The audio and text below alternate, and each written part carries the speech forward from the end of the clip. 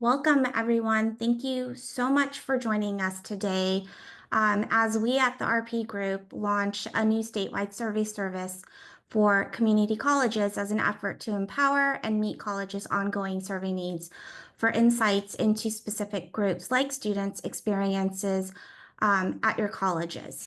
So my name's Alyssa Nguyen. I'm the Senior Director of Research and Evaluation for the RP Group, and I'm joined here by my colleagues, Dr. Katie Brohan from the RP Group, as well as our colleagues from the Community College Equity Assessment Lab at San Diego State University, Dr. Frank Harris and Dr. Marissa Vasquez, where we'll be sharing information about the survey service and then diving into some additional details around the specific surveys that we will be offering to the community college system. So this new service dovetails with our new strategic planning efforts and the rollout of our new mission statement as a leader that supports equitable outcomes for minoritized and marginalized students through race-conscious, equity-minded research, planning, and professional development. Through these efforts, we uplift student voices and empower researchers and planners like yourselves to improve institutional effectiveness by dismantling systemic barriers and injustices to our students' outcomes and experiences.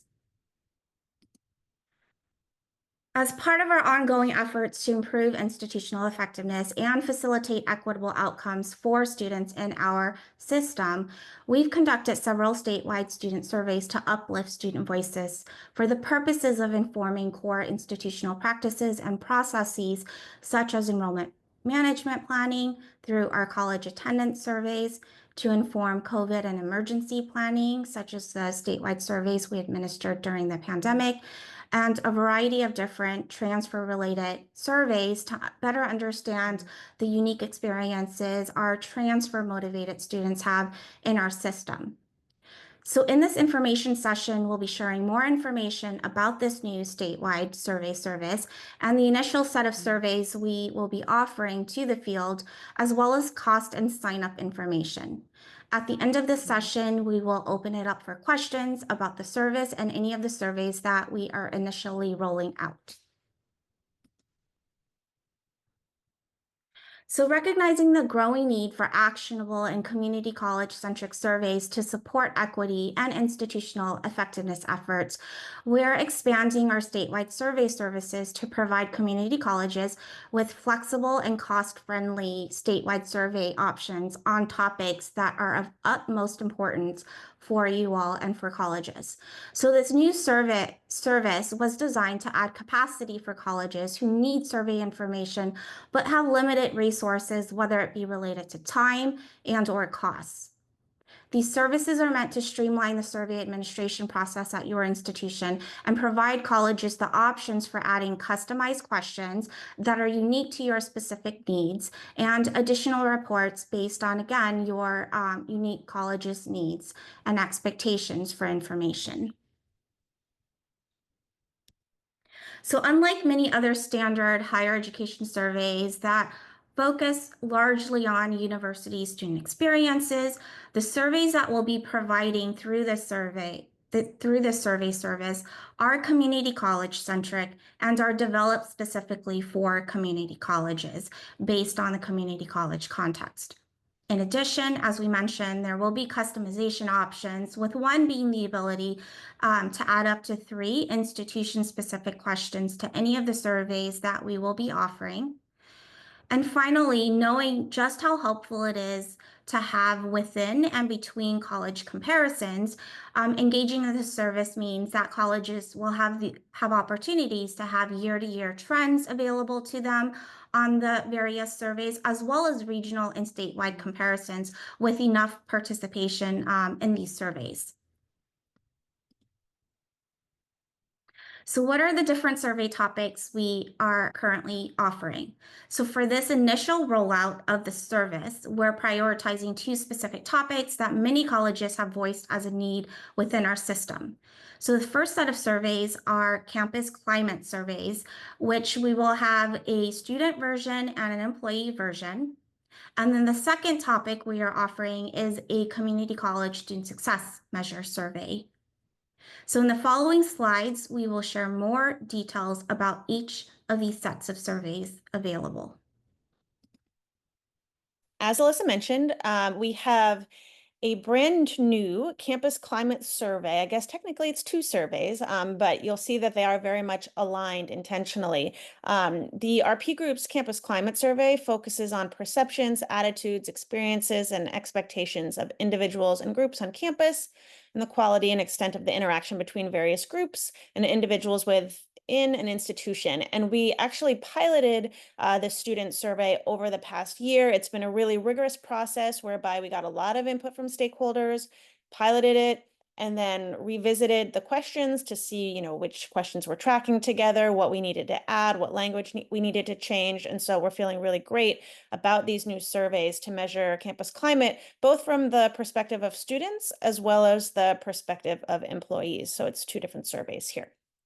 So we want to give you a taste of what's in these surveys. So this slide just gives you a broad strokes overview of the topics that are included in both the student and the employee survey. So we have empowerment and agency, diversity, equity, inclusion, and accessibility, safety and security, and trust and confidence. When it comes to empowerment and agency, a lot of the questions, especially in the student survey, are centered around the student support redefined 6 success factors, which is research from the RP group that has found 6 factors very closely tied to student success. Then we, of course, have DEIA, which is focused on inclusive practices on campuses and experiences that both students and employees have as it relates to feeling included and welcome on campus. Then we have safety and security, and just to flag that this is not just physical security, but psychological safety and security as well. So a set of questions on both of those elements. And then trust and confidence, and this centers around fair and equal treatment on campus. And then as it relates to the employee survey, it also extends into leadership effectiveness. But I realize this is really broad strokes. So for each of these 4 buckets, we wanted to give some examples of the types of questions that you would see in these surveys. So under empowerment and agency, so you see here, it really is, there's a set of questions on empowerment and agency broadly, and then another set of questions focused on the 6 student success factors. And so for empowerment and agency, we're focused on the extent to which stakeholders, be it the students or the employees, have the resources and tools to proactively and effectively make progress towards their personal, professional, or educational goals. And for the stakeholders to be prepared to be active citizens of the world. And so this sample question is actually a sample question from the student survey. And a student would be asked something to the effect of, reflecting on the past year at this college, please mark your agreement levels with the following statements. And so one of these statements is, there is enough support to help me keep track of my educational goals. On the employee side, we don't have it here, but just to give you a sense of it, another question would be, for employees specifically, I feel that I have the same opportunity as any other employee at the college or district to share opinions and suggestions about how to best support our students, just to give you a taste of that. And then on the 6 student success factors, so for those who have read this research before, so the factors are students being directed, focused, engaged, connected, nurtured, and valued. We specifically ask students, the degree to which in their classes they feel and identify with each of these 6 student success factors. When it comes to DEIA, we have questions about DEIA broadly. We also have a set of questions on inclusive curriculum and pedagogical practices, and a set of questions on the degree to which the campus climate is inclusive and welcoming, right? So when it comes to the overarching questions regarding diversity, equity, inclusion, and accessibility, a sample question is asking, I see myself represented at my college by faculty and staff who have the same ... And so there are a whole set of options to choose from. They could have the same racial or ethnic background as their own, gender identity as their own, sexual identity as their own. That's an example from the student survey. When it comes to inclusive curriculum and pedagogical practices, really trying to dig deeper into what's happening at the campus climate, or at the classroom level rather, And the description of this is that there's a perception of climate wherein teaching and learning embraces DEI through inclusive curriculum, supporting different learning styles, and applying diverse pedagogical approaches in an effort to improve success rates and narrow equity gaps. And so on the student survey, we'll see questions like, in my classes, my instructors allow me the opportunity to introduce myself and share about my family and culture, and a whole set of questions about inclusive curriculum and pedagogical practices. And then when it comes to a set of questions on whether the campus climate is inclusive and welcoming more broadly, we're looking at the extent to which students and employees feel welcome and included, and that the institution that they're at cares about their success and their well-being and their sense of belonging. And so a sample question here would be, my college, that, they're asked the degree to which they agree that the college is welcoming and supportive of students from every background. On the employee survey, another example would ask, reflecting on your experiences working at the college or district, please mark your agreement level with the following statements, with one statement being, I feel seen and heard. It's just to give you a sense of those types of questions. When it comes to safety and security, again, I mentioned earlier that we're talking both about physical safety as well as psychological safety. So when it comes to physical safety, that one's pretty straightforward. So we're asking both students and employees, do you feel physically safe at your college? Do you feel safe being your authentic self at your college? Then we also have a whole set of questions around what we call racial cultural stress. And that is the extent that stakeholders feel stress related to and tied to their racial identity and other identities that they might have. And so a sample question is, have you personally experienced or witnessed discrimination at the college based on the following characteristics? And then we have a whole set of characteristics related to identity, including race and ethnicity, gender, and a whole host of other factors. And so that is asked on both the student survey as well as the employee survey, so that we have some parallels. And then trust and confidence. So trust and confidence has two subcomponents. There's fair and equal treatment and leadership. Leadership is focused more specifically on the employee survey, so we'll get into that in a second. But first, when it comes to fair and equal treatment, so this runs across both the student survey as well as the employee survey, and it's really capturing the extent to which stakeholders, be it students or employees, personally experience fair and equal treatment and understand the mechanisms and procedures for handling unfair or unequal treatment. So on the student survey, a sample question is asking them the degree to which they agree that they feel that they have the same opportunity as other students to do certain things, such as contribute to class discussions. We also ask employees, for example, a parallel would be, I feel I have the same opportunity as any other employee at the college to contribute to the college goals and priorities and really have a voice. And then when it comes to leadership, we're really honing in on the extent to which employees feel that leadership at the college or at the district promotes inclusive and equitable campus for its stakeholders.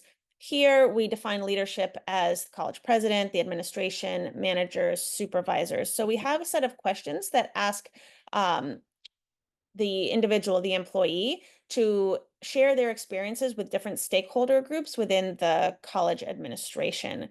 And this one, I see that there's a typo. I think these two cells are just a copy paste of each other, but I can just give you a sample of what you would see on the employee survey. So we would ask a question that says, reflecting on your experience with, and then you insert a constituency group. So it might be executive leadership, the board. Then we say, please rate your agreement level with the following statements. And so we say, okay, executive leadership at my college operates transparently. So we have a whole set of questions about leadership wherein the employee answers those questions about one given stakeholder group, such as executive leadership. Then they answer a parallel set of questions specifically about the managers and supervisors in their own department, so that you can really drill into how employees are experiencing leadership at various levels of leadership. Now, I'm going to turn it over to Dr. Harris, who's going to talk about the Community College Success Measure survey. All right. Thank you, Dr. Burhan. And thank you all for taking the time to join us today. So I'm excited to talk about the Community College Success Measure. We call it the CCSM for short. And the CCSM is actually a survey tool that myself, Marissa, and our colleague, Dr. J. Luke Wood, developed probably about a decade ago. And we describe it as an equity-centered institutional needs assessment, right? And so the whole focus of it is to identify factors that the published research on community college student success has identified as being particularly salient in the experiences of students who've been disproportionately impacted in community colleges. So we focus on things, factors like to what extent are students experiencing a sense of belonging at the institution? Are they receiving the intrusive institutional support, right? Both in the classroom and outside of the classroom that we know is important for disproportionately impacted students? Are we creating a context in which students feel empowered to seek the help that they need with barriers and issues and challenges that might be impacting their success? Are they able to establish relationships and have interactions with faculty and staff that are validating and empowering? And then to what degree do students perceive campus services as being effective and accessible, right? So these are just a few of the themes that we get out of the survey. And so we're also thinking about this new version of the CCSM as kind of like a CCSM 2.0. Through this partnership we have with the RP group, which we're incredibly grateful for, we've gotten the opportunity to kind of recalibrate the survey, look at some of the questions that we've asked, account for things like the fact that more students now are taking online or hybrid classes, and thinking about how the whole educational experience has changed for students as a result of COVID-19 and some other salient issues. So we're excited about that. In the next slide, we talk a little bit about CCEAL, which is the Community College Equity Assessment Lab. I have the pleasure of being one of the founders and co-directors of CCEAL, and Dr. Vasquez is the associate director. And we identify ourselves as a national research and practice lab who's intentionally focused on partnering with community colleges to build institutional capacity to improve equitable outcomes for students who've been historically underserved in education. You see, we have three main objectives, right? We focus on using assessment and inquiry to support capacity building for institutions around equity. Because we are a university-based research center, we're affiliated with the doctoral program in community college leadership at San Diego State. So conducting and disseminating empirical research is a big part of our agenda. And of course, professional learning is a big part of what we do as well.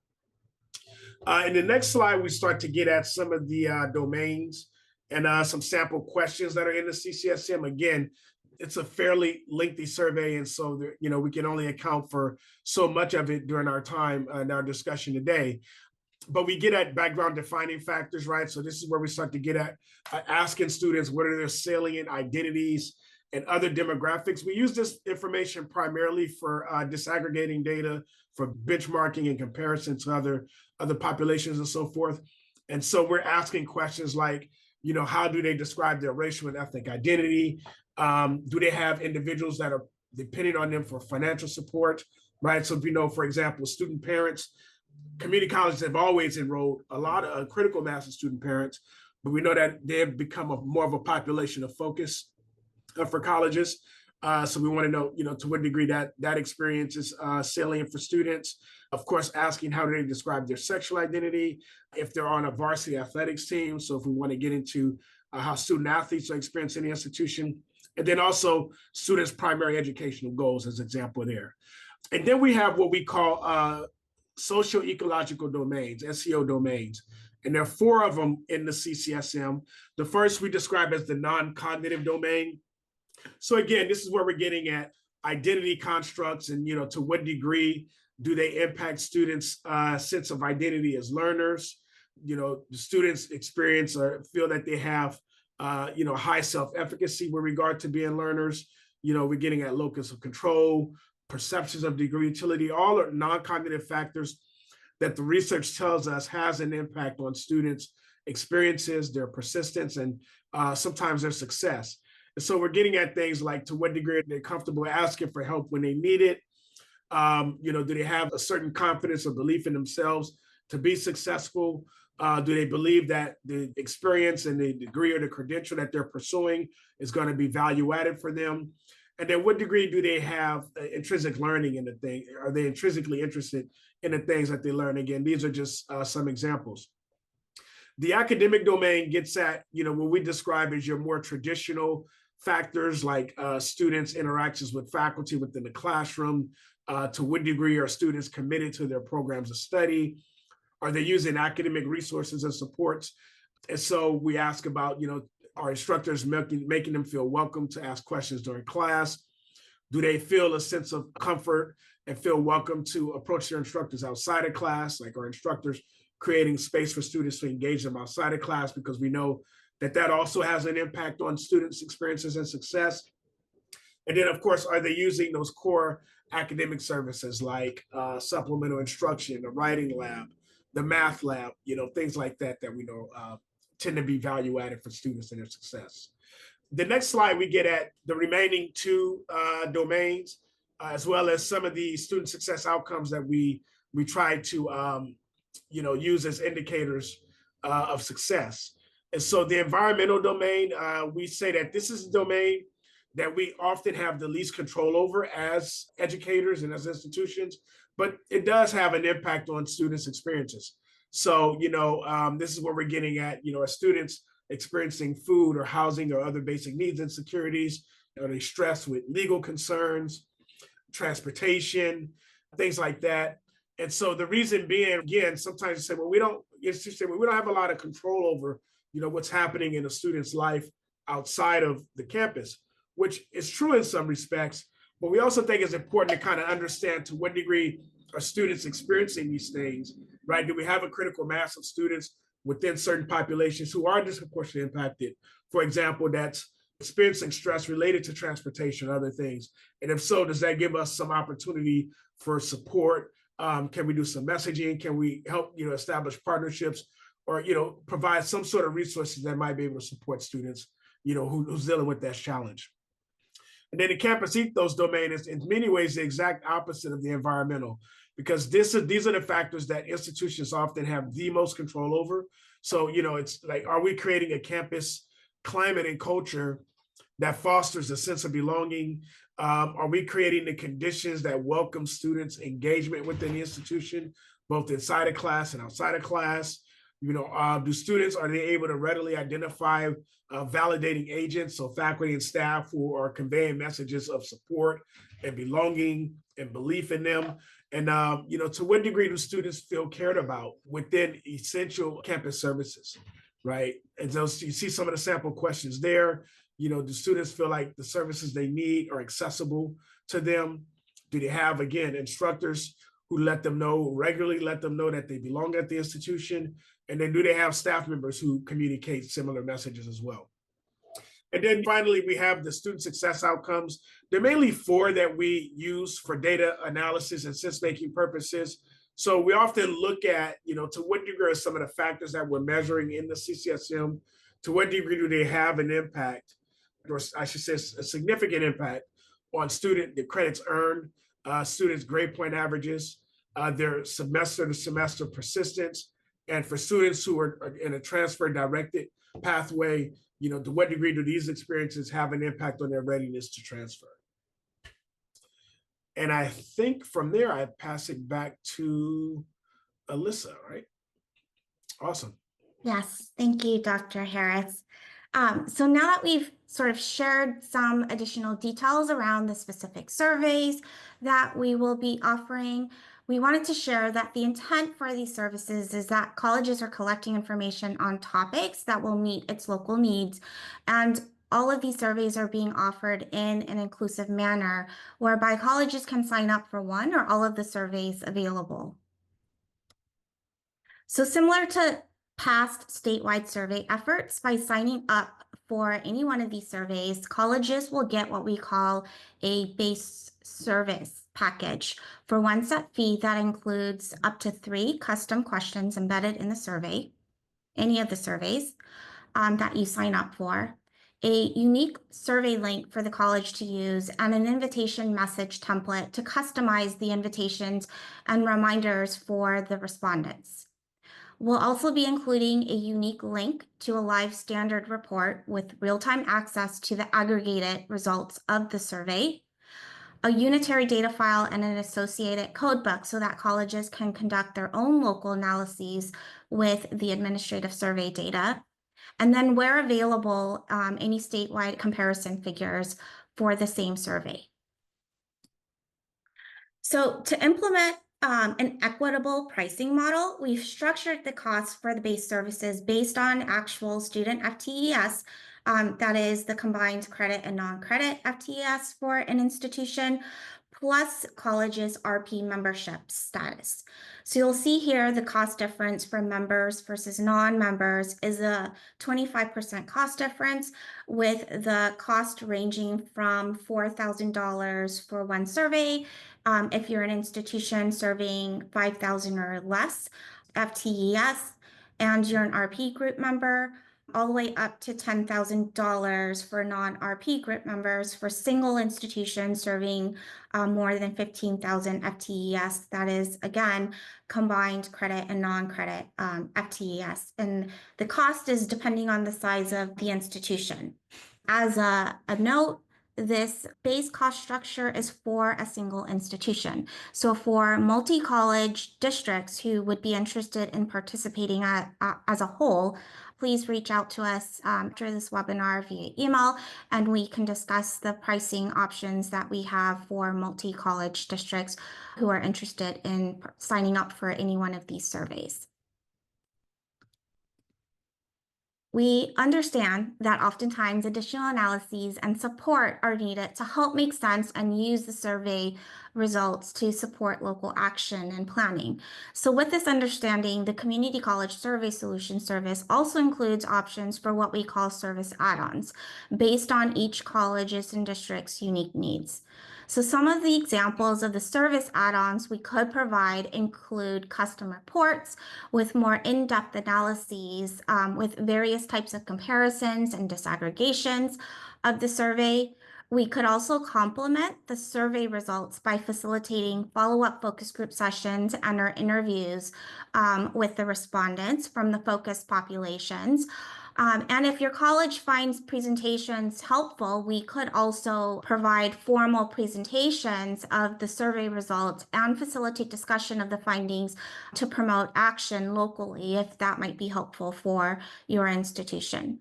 So all of this is to say that if your college needs additional support to facilitate and use the survey information locally, we can have a conversation and explore various options for how best to meet those local needs. So that is an additional sort of service and offering that we have for colleges. So to simplify the sign-up process, what we've created is an inquiry form that you can complete to select the surveys of interest. The QR code is on the screen, and then we'll also pop the link to the sign-up form in the chat box. So the process goes, once this form is submitted, we'll follow up with you to discuss your needs and possible timelines. We'll discuss costs before we formalize an agreement through a service agreement that will lay out essentially the scope of the work, timeline, and any associated costs depending on what your college's and/or district's unique needs are. So we are ready to provide this survey service starting in the winter, spring of 2025. So if you are interested, please complete the inquiry form to let us know. In addition, all of this information is being recorded and will be posted on our webpage. Information about this new service is now available on our website and on the services webpage, which we'll share in the next slide and in the chat, where you will find the most up-to-date information about the survey service itself. And finally, before we open it up for questions, we just wanted to emphasize and reshare that as more topics and needs surface, our plan is to add to the list of survey topics so that we can provide community colleges with a comprehensive suite of survey topics to meet your institutional effectiveness and equity efforts. So with that, we will now open it up for any questions about the service or any of the surveys we are offering. Do you consider an employee climate survey different from an employee satisfaction survey? And would your employee climate survey include questions covering both topics, or would it be paired with an employee satisfaction survey? I think that if you see some more of the survey questions, you'll see that while the employee survey is definitely trying to get at employees' perception of campus climate, it also has questions embedded in it which are really focused on the employee's experience as an employee. And so, I guess there is, in a way, a fine line between climate and satisfaction, because the climate is going to, of course, impact your satisfaction. But I would argue, and Alyssa, let me know what you think, but there are questions in the employee survey that really are trying to get at the employee's satisfaction as an employee, asking questions about their experience with their manager and the supervisor within their department, whether they think that their college is a good place to work, whether they would recommend the college to someone else to work at, and whatnot. But Alyssa, want to let you speak as well. Yes, would totally concur to that in terms of there will be overlap in the two. And so it really would depend on what specific aspects of the work sort of experience, like the college would be interested in digging deeper as it relates to satisfaction as a whole. The campus climate survey, as Katie mentioned, includes some dimension or aspects of employee satisfaction, but it's really within the context of how is the employee experiencing the campus as a whole, and how does that experience then subsequently sort of impact the perceptions and the work, not only satisfaction, but fulfillment, professional fulfillment they feel at the institution. It incorporates a variety of different sort of aspects of the work experience. And again, depending on sort of the specific areas of the work experience that colleges are interested in digging deeper along satisfaction, there may be some overlap, but there may be some notable sort of distinctions, again, depending on in what specific aspects the college is interested in digging deeper in. And then I will add that, the flexibility around these surveys that are being offered is that we are also making available the option of including three embedded questions that colleges can include. So if there are specific areas of job satisfaction or employment satisfaction that isn't already included in the surveys that we have, colleges have the ability to add those specific custom questions into the survey so that you are capturing those aspects of employment satisfaction that are important for the college.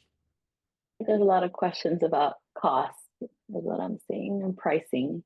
So we see a question in terms of from Natalia, can you confirm if the prices for all of the survey, for example, if we want students, employees, climate, and the student success outcome survey, is it a flat price? So as of right now, what we are discussing is that the cost is for a single survey. If a college signed up for more than one survey, we will be including a discount. So the discount would be a 20% discount off of the cost of the surveys themselves. So it is a flat price, but there is a sort of cost savings if you sign up for more than one survey through a discount structure. That also should answer the question that the anonymous attendee provided in terms of if we purchase multiple surveys at once, is there a bundle discount? And yes, the idea of a bundle discount is included. We have a question from Cassie. What is the approximate amount of time it takes to complete for each survey for a responder? These are online surveys. So yes, these are online surveys. Katie, would you like to answer the question about how much time on average it takes? So of course, the average will differ slightly depending on whether the student is taking it or the employee is taking it on their phone versus on the computer. We find it somewhat faster if you're taking it on the computer. However, they're estimating around 12, upwards of 15 minutes. So I'd say anywhere between 10 to 15 minutes for the campus climate surveys. Again, it will differ, but they are mobile phone compatible, mobile device compatible. They are all online. Dr. Harris, Dr. Vasquez, do you have sort of an estimated time that you've seen in the past for Yeah, the? the CCSM in the past took about, say, 17 to 20 minutes, so a little bit longer for that survey. And again, if you're doing it on a computer versus your mobile phone. We know a lot of students are probably doing it on their mobile phone. Takes a little bit longer, but Thank you. Oh, and someone also kind of along the same lines asked how many questions are included in each base survey. So I'm speaking to the campus climate surveys. There's approximately 50 questions. Not everyone would necessarily get every single question, depending on some piping, but there are about 50 questions across all of those constructs on both the student and the employee survey. I believe the employee survey is just slightly shorter. And then Dr. Harris, do you remember off the top of your head the number on yours? yeah, I think it's closer to 60. Yeah, it's around that same range if I remember correctly. Yeah. Mhm. So there's a question around, in terms of the questions, are there questions specifically for district office employees? Some questions about campus culture would need to be amended for people to feel connection to those questions. So what we discussed was for district employees, the anchor for these questions would be the district. And so whether that district is an office or a unit, like we will anchor the question so that it is most relevant for where the individual or the employee is situated within the institution, college/district. We have a question in terms of, from Crystal, can you elaborate a little more on the survey administration process? So in terms of the survey administration process, we are trying to simplify the process, whereby that in that simplification process, that includes taking care of programming the survey so that for the college, so that means the college/district will have its own unique college survey, district survey link to use. We'll provide boilerplate invitation messages and reminders that you can use to adapt and send out for your institution. So really it's about streamlining the process of sort of like recruitment and the data collection process. We are still going to be relying on the colleges and districts themselves to do the actual administration to your students and or employees, because you have direct access to those populations. And so what we'll try to do is take care of all of the sort of administrative work leading up to someone at your institution basically pushing the button to send out the invitations for the data collection process. Alyssa, can I ask you a follow-up question to that? Especially as it relates to the employee survey, right? Because they're employees sending an employee survey. There's sometimes some sensitivities there. Is it ever the option that the RP group could take on? I know it's not part of our standard package and practice, that the RP group could take on the administration of the employee survey specifically. Yes. Okay, and then we had a question. Can you please share how transfer directed and transfer readiness are being defined for the purpose of the survey? yeah, I think that question is for me. I'm actually pulling up the survey questions. So if we could go to another question and circle back, would be good. Okay, so moving on to another cost-related question. So the 20% discount off of subsequent surveys. So is it 20% off subsequent surveys or 20% off all surveys, including the first one contracted? Also, multiple surveys within what time frame? Academic year, calendar year, fiscal year. So as of right now, it's 20% off of the sign up of the surveys, which could include, depending on the time frame that has been sort of identified and agreed upon, academic calendar or fiscal year. So again, like these are conversations we would have to have with you in terms of the timing of the survey, data collection, and deployment. But the idea is that the discount is being provided at the time that service agreement is being prepared. So Alyssa, just to clarify, let's just say, for example, a college wants to administer 2 surveys and the pricing on, on paper is $4,000 a survey. So would they be paying $8,000, 20% off of that, or would they be paying $4,000 for this first survey and 20% off of $4,000 for the second survey? It'd be 20% off the whole thing, correct? It's 20% the whole thing. So it'll be based on the service agreement that we prepare. Okay. Dr. Harris, just let us know when you're ready and we can bounce back to the question. Yeah, I'm ready now. So here's statistically how we ask about transfer. So we ask the student, what is your primary goal, right? They can mark more than one, but transfer to a four-year university is one of the goals that they can indicate. And then we ask them as a follow-up, based on your response above, are you on track to complete this goal? And the response options were, yes, I'm on track. No, I'm not on track, or I'm not sure, which we often interpret not sure as a no, right? And so the way that we're measuring transfer readiness is really based off of students' responses to the question as are they actually on track to complete that goal? There's some other things that we ask too about, are they going to be returning next semester? If they're not returning, is it because they completed their goal? So there's a little bit more, some other follow-ups that get at that, but that's primarily how we're getting at transfer readiness. Thank you, Dr. Harris. Okay, so the next question we had was, do individual colleges have flexibility on when to roll out these surveys? If so, when will the collective report come out that allows us to see statewide results? So yes, colleges have flexibility on when to roll the surveys out based on sort of what works best for you all. In terms of the statewide survey results, again, this is going to depend on how much participation we have and what like statewide means and when. So we are sort of taking a look at in this sort of initial year rollout to see what would make the most sense in terms of what type of a statewide share out we would have based on both the timing as well as level of participation.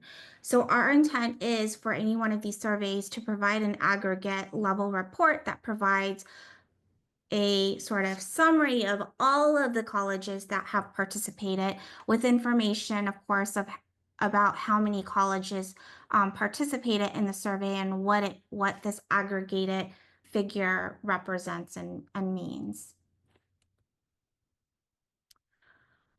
Next question is, do you have a report anywhere that describes the development process for the survey? Sorry if I missed this being discussed earlier. So we shared a little bit earlier. So Katie mentioned that at least for the campus climate surveys, we did go and engage in a pilot process whereby we convened a number of community college IR practitioners to develop the survey items based on constructs of campus climate and dimensions of campus climate from previously used campus climate surveys that community colleges across the state have historically relied on for measuring campus climate. So there was a informal sort of lit review done, some information and sort of sample instrument gathering done. And what we also did was basically there was some concept elicitation discussions that took place across the pilot colleges and individuals. There were cognitive interviews being conducted with students to make sure that the questions that we were asking about campus climate made sense to students, etc. And then there was usability testing in the form of piloting the actual survey instruments, the campus climate student ones, across a small subset of colleges who were a part of the development team. And then our employee campus climate survey has been administered, portions of it, across a variety of different community colleges as part of their campus climate efforts. We've also done some light validation work for it, but the intent of the surveys isn't to sort of measure a construct of campus climate. Like our intentions in designing the survey was so that we had sort of indicators and measures and leads for institutions to inform action planning for improving the campus climate. So we took a partial academic sort of approach to the development of the survey to make sure there was integrity in the process of developing the survey, but our intent was not to create sort of a measurable construct per se in the traditional psychometric sense.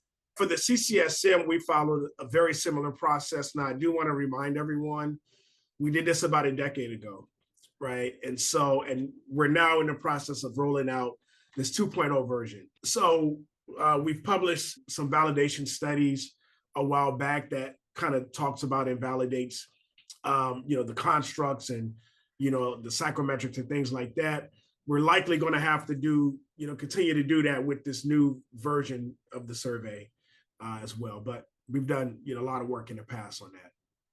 And one of the articles, I know that it also speaks to kind of the theoretical foundations of the survey, like the constructs, and kind of how the survey is couched within this like broader theoretical framework that we use when analyzing data. So I put some links, and then there's a link to our website. We've kind of tried to collect like different articles that have either focused on students in general, men of color, but some of these have used the CCSM in their publications.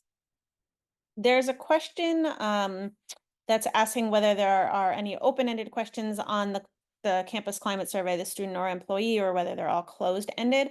So at the moment, there are really only two core open-ended questions. We wanted to limit it because, as everyone knows on this call, I'm sure it can be difficult and time-consuming to dig deep and analyze those questions. So generally speaking, the two core open-ended questions that are on the student and employee survey in their own kind of wording are focused on, what are one or two positive things about your college's campus climate, and then what are one or two aspects of the campus climate that your college could work on. So really just trying to unpack some bright spots, some areas for opportunity. In the customization, of course, you could choose to add your own specific open-ended questions, but really we wanted to keep those quite limited because they can just be time consuming to analyze. And what I would say that we have found in a lot of the campus climate surveys that we've administered is that when done right, the closed-ended questions are really able to capture a lot of what we wind up then seeing in the open-ended. So. And in the CCSM, we do not have open-ended questions. I know when we've worked with campuses in the past, we've been able to incorporate, some of that. And I know that there's some opportunity for customization, within this particular package. But in terms of the actual questions that we've used to develop the survey, they're all closed-ended questions. Mm-hmm.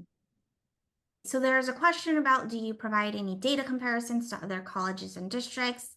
The intent is that there will be over time the ability to do some of these data comparisons. And so we can have a conversation about like the actual participation and the availability of the data for those types of comparisons. Is the RP group providing and offering any statewide incentives, i.e. if you fill out the survey, you'll win 1 in 50 Amazon gift cards? So the answer is no. So as of right now, for the survey service, we as an organization are not offering incentives for students and or practitioners to complete the survey. What we would encourage colleges to do is consider offering those incentives locally on your own. So with sort of the boilerplate messages that we create, like if the college and or district will be offering incentives, we can adapt some of the language for those specific, or you all can adapt some of the language to include the incentives that your local college and or district would provide for its potential respondents for these surveys. And let me just add one small thing onto that as it relates to kind of preserving anonymity. We can work with you in that, for example, oftentimes you'll see at the end of a survey, it says, if you would like to be entered into a drawing for one of X number of gift cards, please put your email address here. And now, of course, that is linked to all of your survey results. And so people can potentially feel uncomfortable because now it's de-anonymized. We can work with you to say, like, we can separate those two things out. We can provide you with a list of email addresses from which to do your drawing and reach out to your drawing winners, but you don't necessarily have to have a data file that is linking with the email addresses so that you can feel comfortable in sharing out with your stakeholder groups that their anonymity can be preserved. We have a question about both the CCSM survey and the campus climate survey seem to have some overlapping dimensions. Can you further describe the difference between these two? So I'll speak broadly and then I'll hand it off to my co-presenters to kind of share more about the differences between the surveys, but high level differences between the surveys. So the campus climate surveys that we are offering for the student and the employee version are what we would call the more traditional types of campus climate surveys that you would find, say, if you were administering the UC version campus climate survey, so that they include aspects of sort of the learning and work environment that affect, again, like, professional educational fulfillment and satisfaction within sort of the college environment, which is different than, say, what the Community College Student Success Measures survey is measuring in terms of it being more kind of framed as an institutional assessment, digging deeper into students and aspects of a student's experience that promote or prevent their ability to be successful at the institution. So I would say the CCSM survey digs deeper into students' experiences with their educational goals and outcomes specifically, whereas while campus climate and the experiences of campus climate can affect a student's or an employee's ability to be successful at the institution, it covers a much broader range of those experiences. And so, Dr. Harris or Dr. Vasquez. What I would add, I mean, I think that's a good way to distinguish them. The only thing I would add is that the CCSM is not a climate assessment. It's an institutional needs assessment, right? So it really is focused on, what are students needing in their experiences that could help address disproportionate impact and closing equity gaps, right? So now campus climate could certainly be one of those things, but we're also getting at, relationships. We're getting at access to student services. We're getting at, to what degree are students, do they feel a sense of confidence or a sense of efficacy, right? So there's these other elements that impact student success, right? That could either, exacerbate equity gaps or close equity gaps.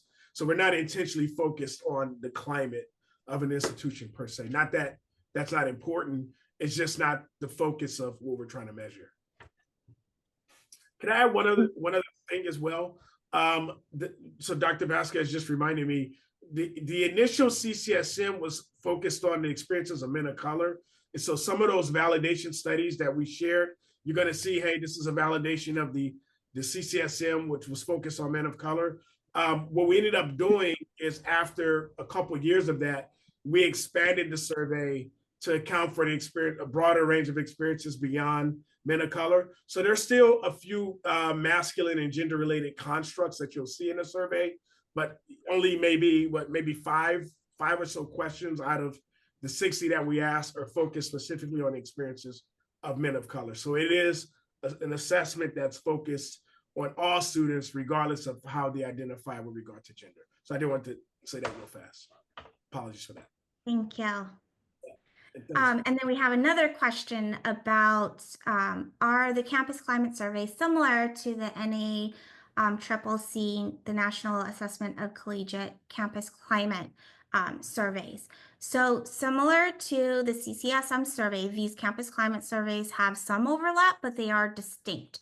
So from our understanding of the NACCC campus climate surveys, while both the campus climate surveys that we are providing and NACCC's campus climate surveys have some dimension related to sort of the racial experiences of individuals, that, at least for the campus climate surveys that we are providing, that is not the sole focus of the campus climate survey. So there are some differences across the two survey types in terms of what dimensions and aspects of the learning environment and work environment for employees that, again, affect sort of their satisfaction and their fulfillment at the institution.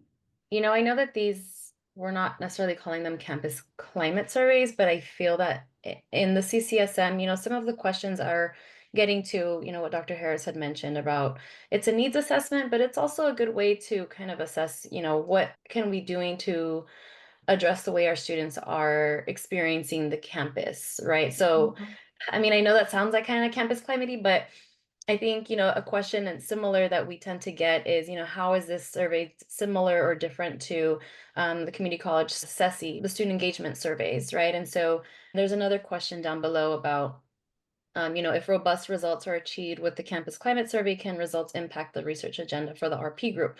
And I would say, I would hope that these questions do impact research agendas, not just for RP group, but for scholars, practitioners nationwide, right? Because I think what the CCSM, and the developing of the survey and the instruments and the questions was really trying to get to, especially around student engagement, was that, we were trying to move away from kind of pointing the finger at the student, where I know in this, in CCSE, there's questions that ask students, how often do you visit your professor during office hours, right?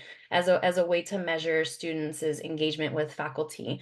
And so I think what the CCSM does is kind of flips the question and asks students, how welcome do you feel to visit your professor during office hours, right? Because these data is what informs the research. It's what is informing our publications, our policies. And so the more that we can shift from an anti-deficit perspective to one that doesn't continue perpetuating, these narratives about our students on our campus as being not engaged, and it really gives us an opportunity to consider, what are we doing? How can we as institutions work better to, support the experiences of our students on our campuses? Thank you, Dr. Vasquez. I could not have said that better. So yes, definitely will affect our own collective research agenda, but we also hope that it will also impact and affect your local institution's research agenda to do better for your students that you all are serving. So there's two additional questions. So one question is, how will raw data be securely shared with institutions after their surveys are closed?